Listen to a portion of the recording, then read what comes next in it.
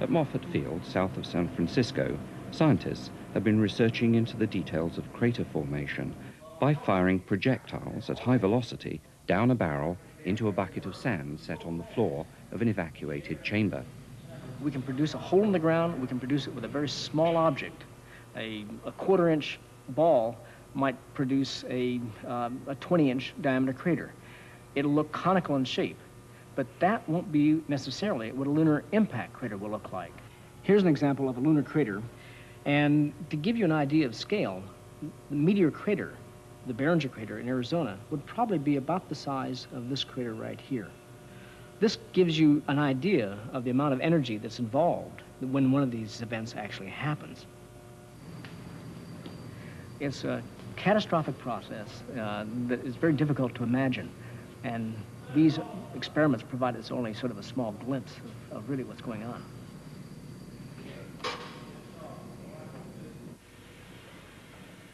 In this shot, a thin layer of red tempera has been spread over the surface of the target so that the trajectories of particles in the surface layer can be followed in detail. The chamber must then be evacuated slowly.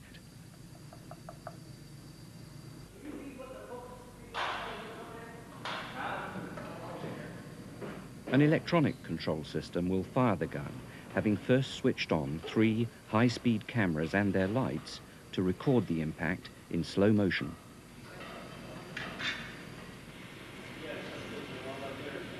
Well, I hope it works. I hope so. Any bets? No. If it works, I'll get you a donut. Oh, if it doesn't, I gotta give you one. That's right. I'll get you home with the hole.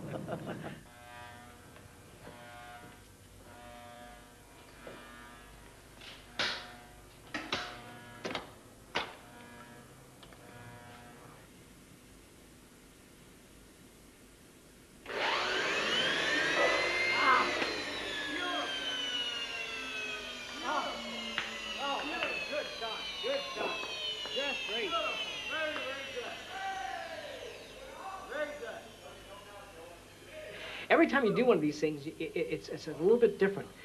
I don't know, it's sort of like opening a present. You never know what exactly is going to happen, especially when you take perhaps a day preparing a target, and then suddenly to have it work. I feel like I... And I'm constantly surprised. This is what's the beauty of doing experiments. You never know what's going to happen next. Heavy. Ah, great. That's great.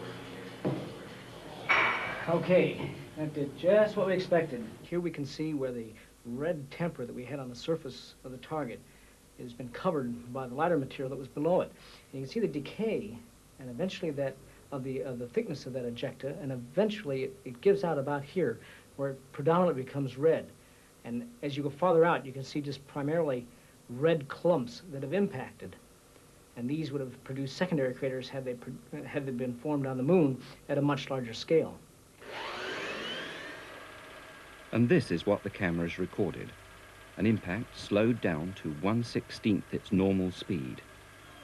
What do such pictures tell us? One of the things that we can tell out of these experiments is that the process of cratering is a very orderly process. It's not this chaotic jumble that you might envision by looking at an old war movie or looking at the nuclear explosion. It looks very like a chaotic jumble, a cloud. Instead, in a vacuum condition, which we have for the moon, it forms a nice series of conical shape, inverted cones that marches outward. And as it marches outward, it doesn't change its form very much.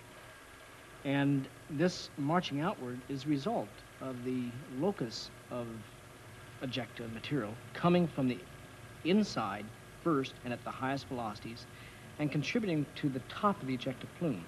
The material that is down at the bottom of the plume is coming from deeper in the crater. And even after the crater is formed, this ejecta curtain simply keeps on marching outward in a beautiful, regimented way. And that's in contrast to what happens if we introduce the effect of an atmosphere. And here we find that the beautiful, symmetrical,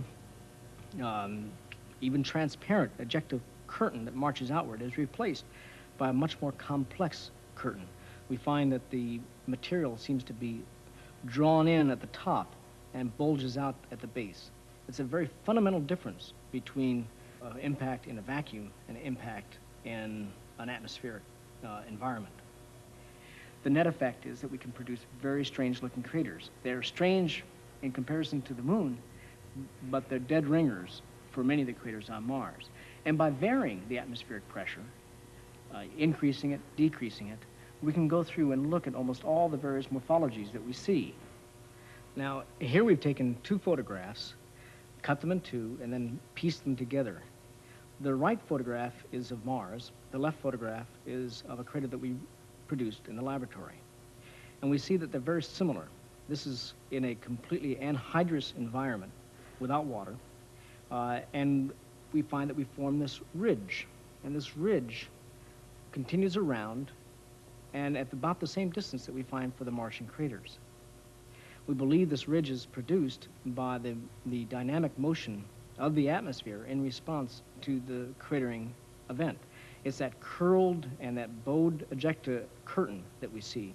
And behind that ejecta curtain, this is sweeping up material and then depositing it in a ridge.